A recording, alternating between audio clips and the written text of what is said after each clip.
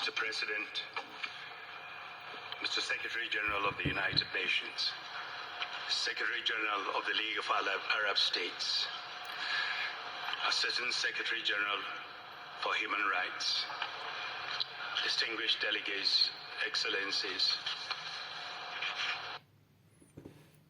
Bapak Presiden, Bapak Sekretaris Jenderal Perserikatan Bangsa-Bangsa, Sekretaris Jenderal Liga Negara Arab Sekutu, Asisten Sekretaris Jenderal untuk Hak Asasi Manusia, delegasi yang terhormat, yang mulia. 3 months ago, after a year of deepening crisis and based on your guidance, Secretary General Ban and Secretary General El Arabi gave me a tough job. They asked me to lead a united effort on behalf of the United Nations and the League of Arab States to stop the violence and killing in Syria and launch a political process for a transition that meets the legitimate aspirations of the Syrian people. 3 bulan yang lalu, setelah 1 tahun krisis yang semakin dalam dan berdasarkan bimbingan Anda, Sekretaris Jenderal Ban dan Sekretaris Jenderal El Arabi memberi saya pekerjaan yang sulit. Mereka meminta saya untuk memimpin upaya bersatu atas nama Perserikatan Bangsa-Bangsa dan Liga Arab untuk menghentikan kekerasan orang Syria. Today, despite the acceptance of the 6-point plan and the deployment of a courageous mission of United Nations observers to Syria, I must be frank and confirm that the plan is not being implemented. Hari ini terlepas dari penerimaan rencana 6 poin dan penyebaran misi berani pengamat PBB ke Suriah, saya harus jujur dan mengkonfirmasi bahwa rencana tersebut tidak dilaksanakan.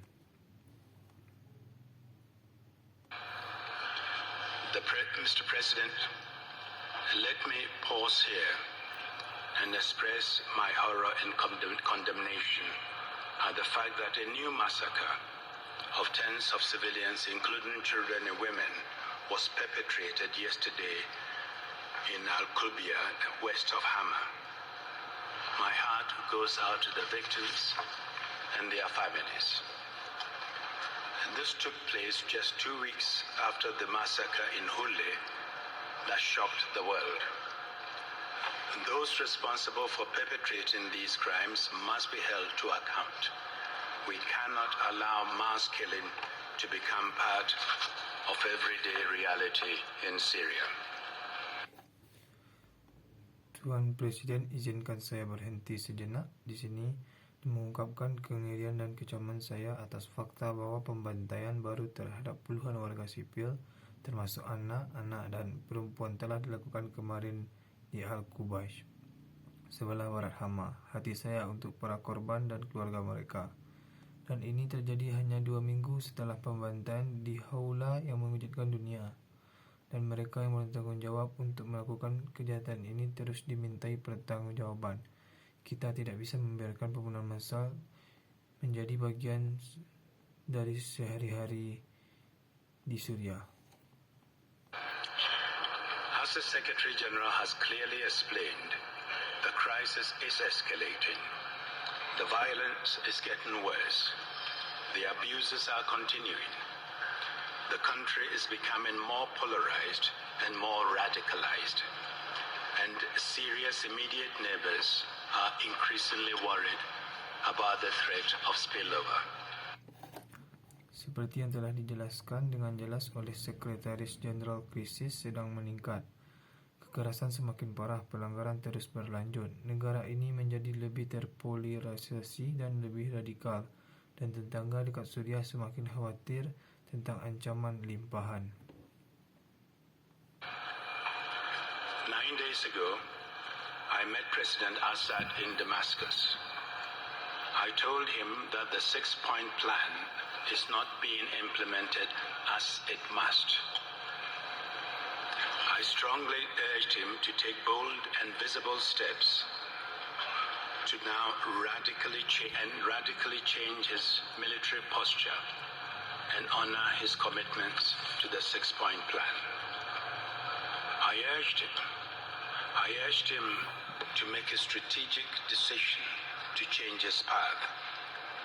I also made clear that his government must work with my mediation effort on behalf of both organizations that I represent. 9 hari yang lalu, saya bertemu Presiden Assad di Damaskus. Saya mengatakan kepadanya bahwa rencana 6 poin tidak dilaksanakan sebagaimana mestinya.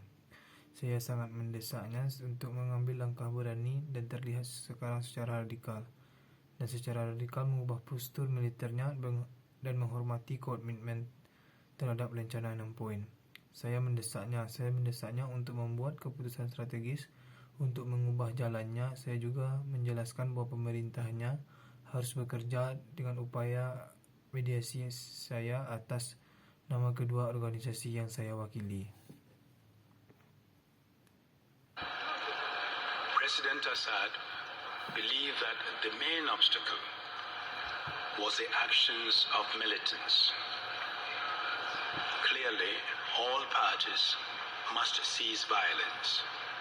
But equally clearly, the first responsibility lies with the government. Presiden Assad percaya bahwa kendala utama adalah tindakan militan. Jelas, semua pihak harus menghentikan kekerasan, namun sama jelasnya tanggungjawab pertama terletak pada pemerintah.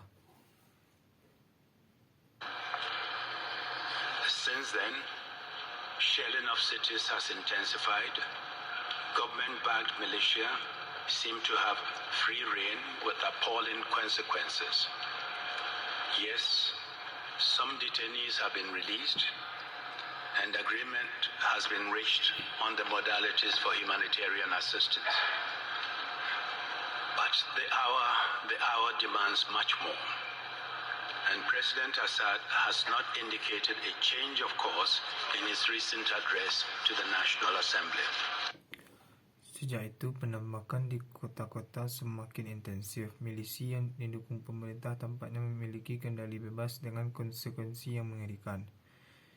Ya, beberapa tahanan telah dibebaskan dan kesepakatan telah dicapai mengenai modalitas bantuan kemanusiaan, tetapi jamnya menuntut lebih banyak lagi, dan Presiden Assad belum menunjukkan perubahan arah dalam pidatonya baru-baru ini di Majelis Nasional. Despite the fear and violence, ordinary people continue to make their voice heard in protests in the streets. Armed opposition groups have stated that they see no reason to respect cessation of hostilities. They have intensified their attacks, which will not serve the cause of the Syrian people. And the situation is made more complex and deadly by a series of bombings, some of which are indicative of the presence of a third actor. If things do not change, the future is likely to be one of brutal repression, massacres, sectarian violence, and even all-out civil war. All Syrians will lose.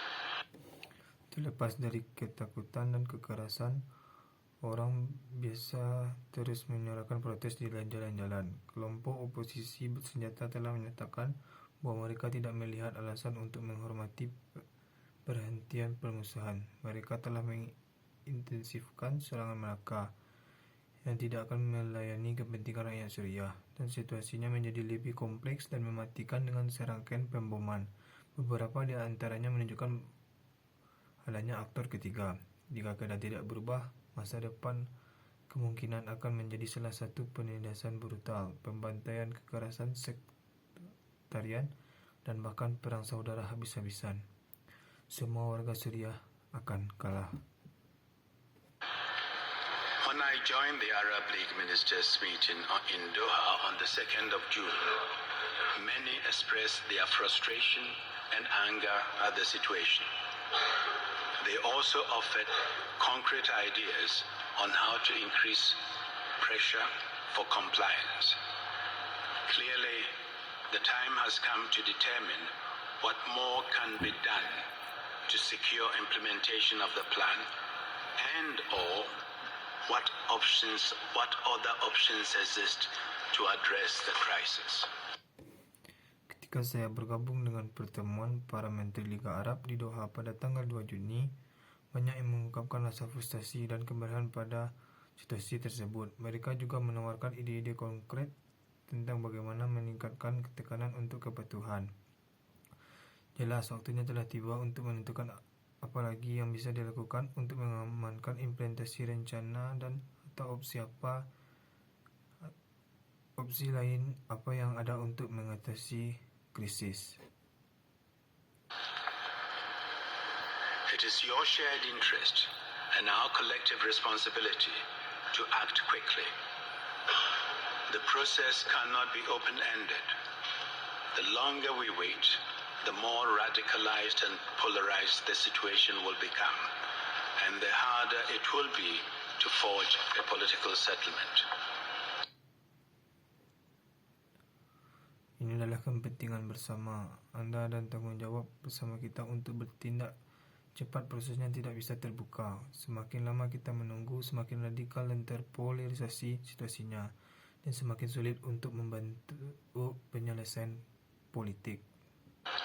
The international community has united, but it now must take that unity to a new level. We must find the will and the common ground to act and act as one. Individual actions or interventions will not resolve the crisis. As we demand compliance with international law and the six-point plan, it must be made clear that there will be consequences if compliance is not forthcoming. We must also chart a clearer course for a peaceful transition if we are to help the government and opposition as well as Syrian society to help resolve the crisis. Komunitas internasional telah bersatu, tetapi sekarang harus membawa persatuan itu ke tingkat yang baru. Kita harus menemukan kemauan dan landasan bersama untuk bertindak sebagai satu kesatuan. Tindakan atau intervensi individu tidak akan menyelesaikan krisis, karena kami menuntut kepatuhan terhadap hukum internasional dan rencana 6 poin. Kepatuhan tidak datang. Kita juga harus memetakan arah yang lebih jelas untuk transisi damai. Jika kita ingin membantu pemerintah dan oposisi serta masyarakat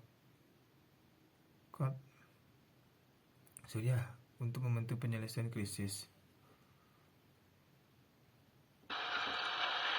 If we genuinely unite behind one process and act and speak with one voice, I believe it is still possible to avert the worst and enable Syria to emerge from this crisis. I will spare no effort, and I know Secretaries General Ban and El Arabi too. But for the sake of the people of Syria who are living through this nightmare, the international community must come together and act as one. Jika kita benar-benar bersatu di belakang satu proses dan bertindak dan bicara dengan satu suara, saya percaya itu masih mungkin untuk mencegah yang terburuk dan memungkinkan Suriah keluar dari krisis ini.